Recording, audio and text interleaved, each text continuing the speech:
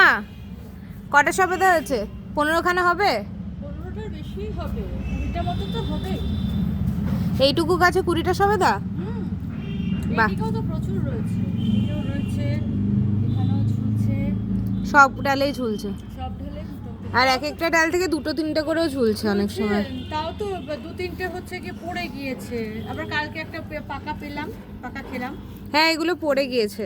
অনেক ঝরেও গেছে, পড়ে গেছে। আর গাছগুলো মিষ্টি ভীষণ, চিনিকে বলে ওইদিকে থাকে।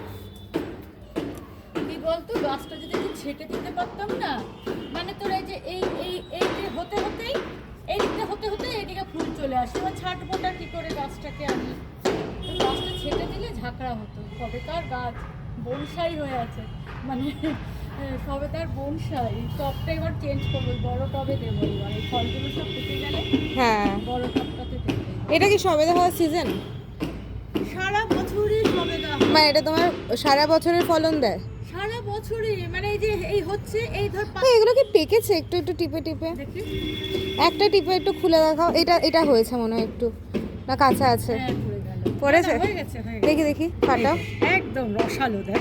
ও, এই যে বললাম, এই যে গাছ পাকা সবেদা, আমাদের গাছ পাকা সবেদা। গাছ পাকা সবেদা একদম। তোর এই এই একটা একটা করে দুটো দুটো করে হবে, একে ওকে তাকে দিই, দিয়ে এই এই এই পাকতে পাকতে পাকতে পাকতে আবার ফুল চলে আসে। হ্যাঁ, মানে একটা শেষ হতে হতে আরেক সেট সবেদা চলে আসে। হ্যাঁ হ্যাঁ হ্যাঁ, সারা বছরই মোটামুটি ব্যাপার। খাও। খাবো।